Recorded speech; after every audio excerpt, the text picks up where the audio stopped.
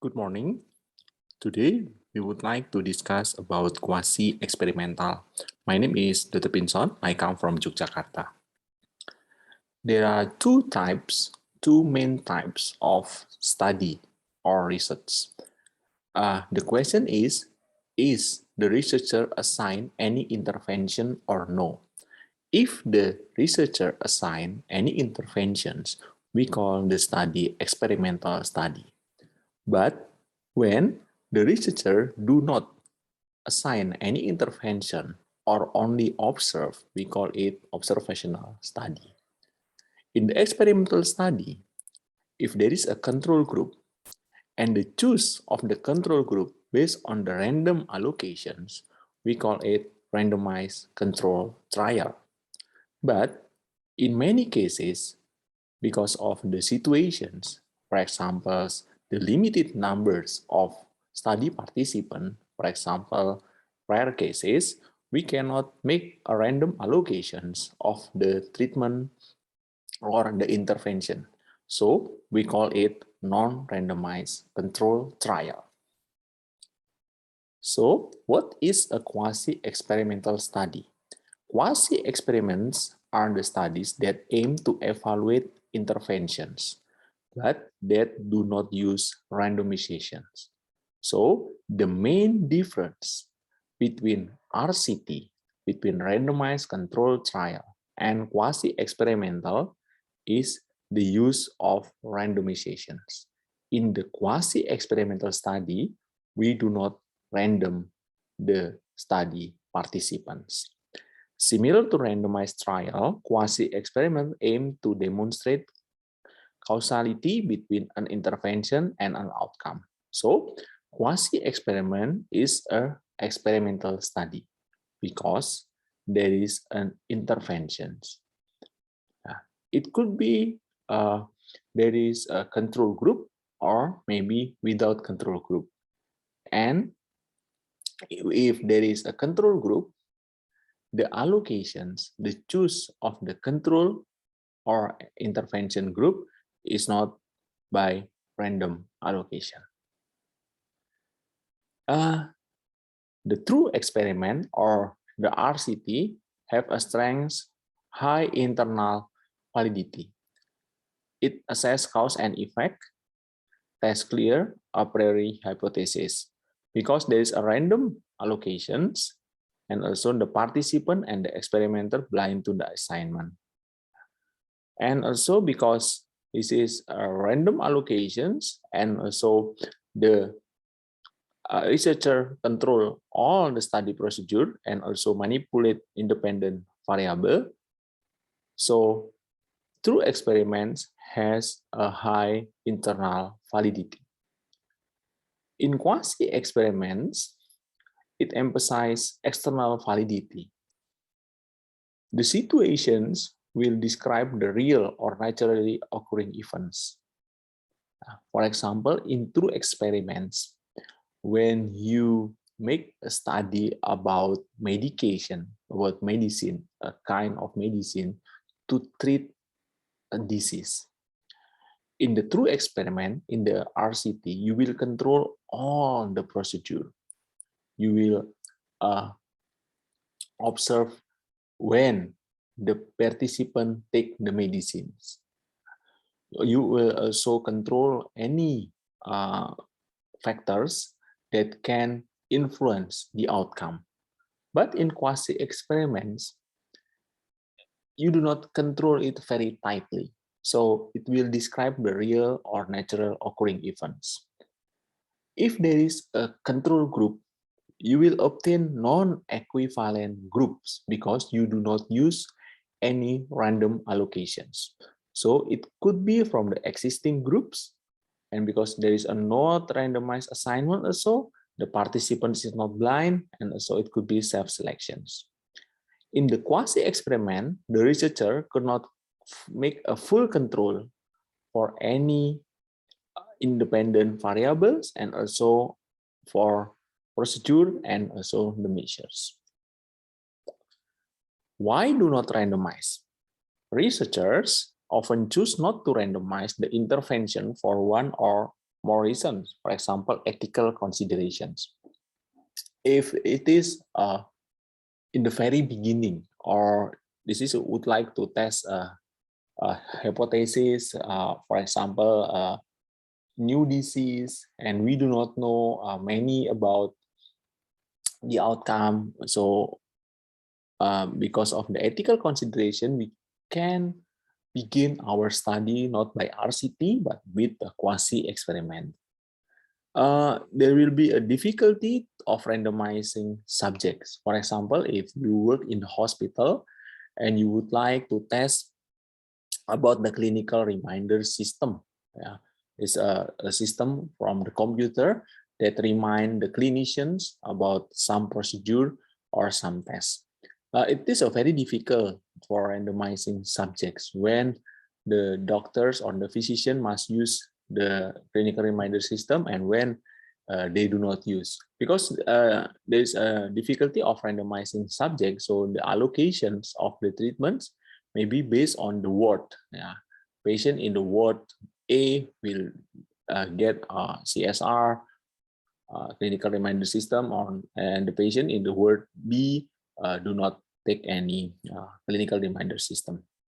And also difficulty to randomize by locations, for example, by wards. And for example, for a rare disease, because the number of the participant is very small, because it's a rare disease, so it will be very difficult to make a randomization. So in these cases, maybe you only can perform a quasi-experimental study.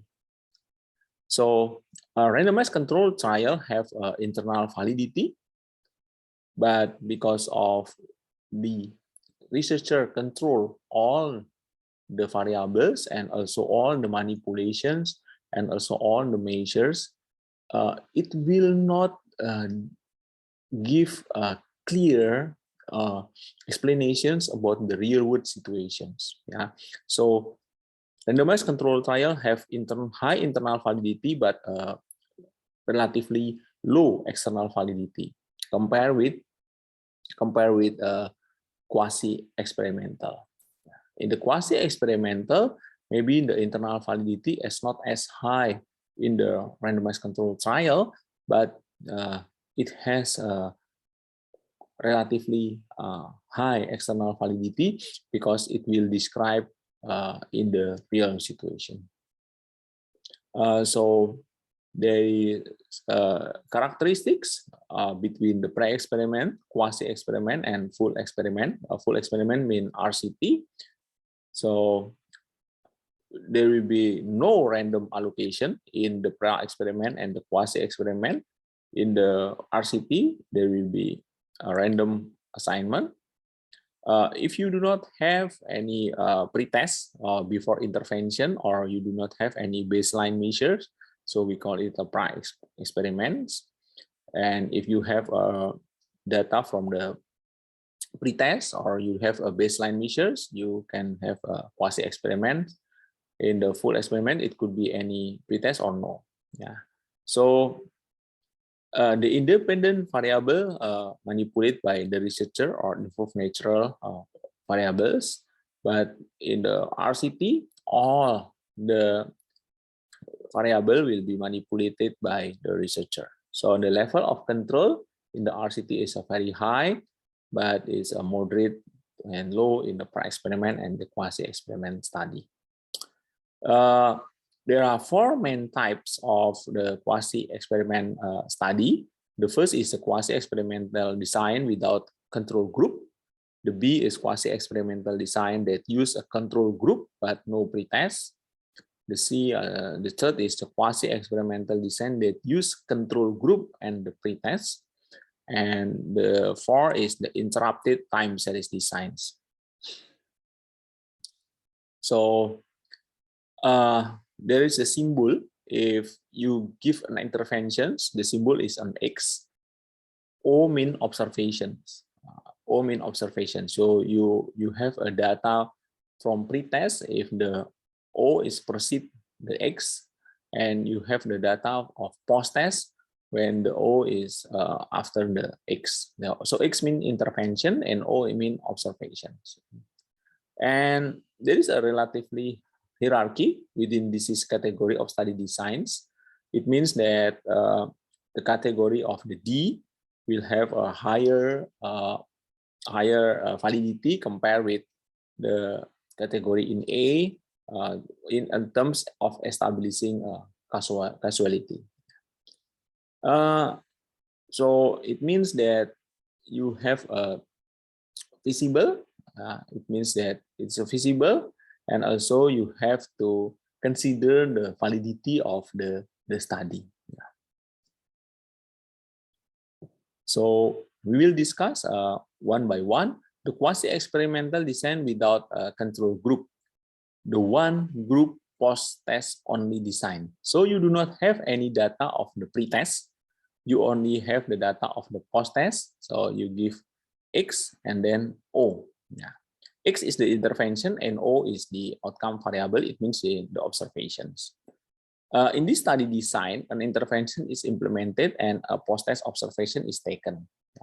This is the weakest design in the quasi-experimental designs because without any pre-test observation or control group, there are multiple threats to internal validity. Yeah. For example, you do not have any data before the implementations of the educational program. Yeah.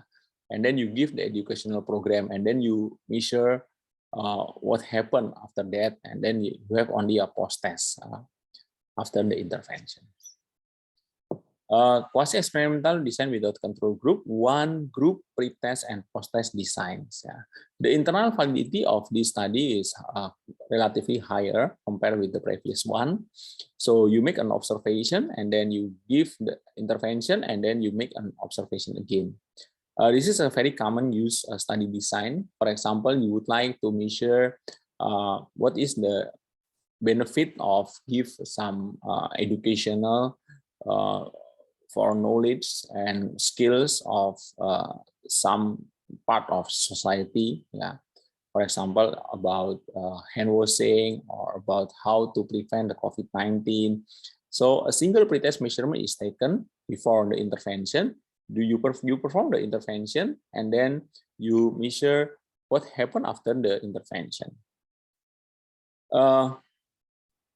It means that the observation, the first observation, frequently serve as the control period. It means that if there is an increase in the knowledge, in the skills, or for example, this is in case of medication, some medications, you have the baseline measures of the, for example, cholesterol level or the blood glucose level or the CRP level, and then you give intervention and then you measure again.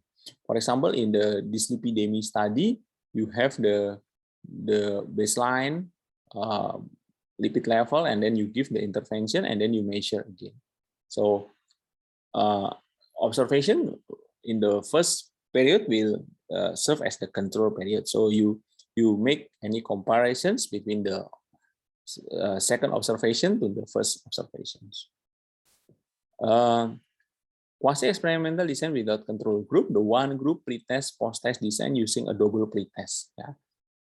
So you make a double pre-intervention test.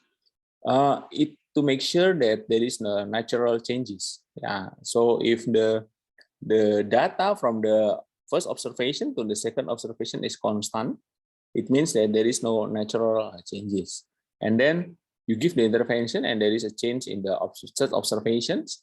So you will more confidence that the benefit is because of the intervention, not because of the natural changes. The advantage of this study is that adding a second pretest prior to the intervention help provide evidence that can be used to refute the phenomenon of regression to the mean. Regression to the mean means that it's because of the natural changes. So if the data from the observation, the first observation and the second observation is constant, and then you give the intervention and there is an improvement or there's a change in the third observation, then you can make sure that the changes is because of the intervention, not because of something else. The one group pretest post-test design using non-equivalent dependent variables.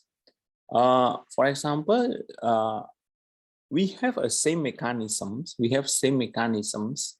but we would like to make sure, so we make measurement not only one, but two or more on the dependent variables. Yeah. For example, you give the intervention, yeah, and you measure the length of stay of the patient and the cost of treatment. Length of stay and the cost of treatment is non-equivalent dependent variables. Yeah. And then you measure the length of stay and the cost of the treatment after the intervention. It means that if the length of stay improve, it should be the cost of the treatment should be improved also. The design involves the inclusion of non-equivalent dependent variable. Yeah. In addition to the primary dependent variable, it is also a very common in intervention study. Remove treatment design. It means that you make a measurement and then you give the interventions, you make another measurement. So if there is an improvement in the second observations, you can make sure that it is because of the intervention, and then you would like to measure again. So after the third observation, you remove the intervention, and then you observe again. If there is a decline or it back to the normal conditions in the 4 observations, then we can make sure that the intervention is beneficial, because when we give the intervention, it will improve, and then when we remove the interventions, the condition will back to the normal. The design adds a third post-test measurement to the one group pretest, and then remove the intervention before a final measure is made. We can also make a repeated treatment design. It means that we repeat the interventions. We make first observation, make intervention, and then second observation, and then we remove the interventions. It means in the third observations, the condition will be back like in the first observations, and then we give another again the interventions, and we hope that the condition in the fourth observation will back like the second observations. The advantage of this design is that demonstrate the reproducibility of the association between the intervention and the outcomes. So we have the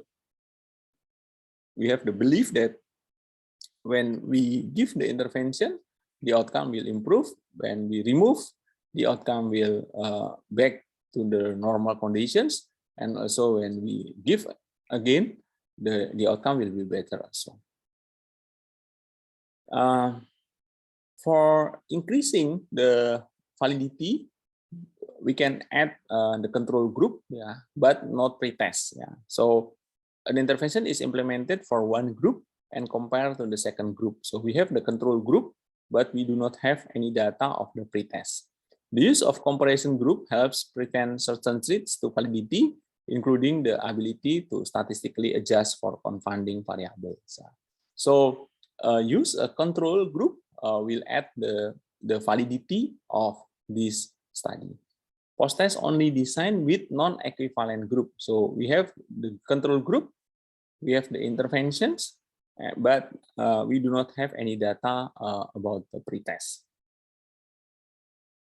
So quasi-experimental design that use control group and pretest. So untreated control group with dependent pretest and post-test. So in the intervention group, we have the observation before the intervention, and also in the control group, we have the observation before the interventions in this both group. And then in the intervention group, we give the interventions, but in the control group, we do not make any interventions. Then we measure the changes in the second observations. This study will obtain a pretest measurement on both groups, allow one to assess the initial comparability of the group. So we hope that the result of the first observation in the intervention group and the control group is comparable. The assumption is that if the intervention and the control group are similar at the pretest, the smaller the likelihood there is an important confounding variable differing them. So when there is a changes in the second observations, it really because of the intervention, not because of they are different from the beginning. Quasi-experimental design that use control groups and pretest. Yeah. So the pretest is administered at 2 different times. So not only once, we make a double pretest. Yeah.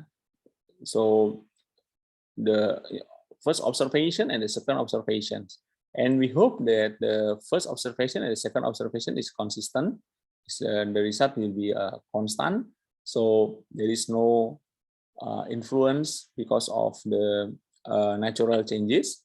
And then we give the intervention in the intervention group, and then we hope that there is a changes in the third observations.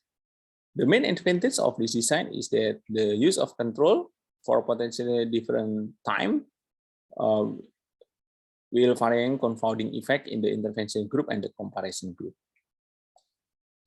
And also we can make switching replications. So if in the first we make the measurement in the both group, the pretest, and then we give the intervention in the intervention group, we make a measurement. But after that, after the second measurement, we make an intervention in the control group. So the switching applications. It means that if there is an improvement in the second observation in the intervention group, and there is an improvement in the third observation in the control group after the interventions, then we make sure that the changes is not only because of the intervention, not because something else. The advantage of this design over the previous design says that this demonstrates the reproducibility in the 2 different settings.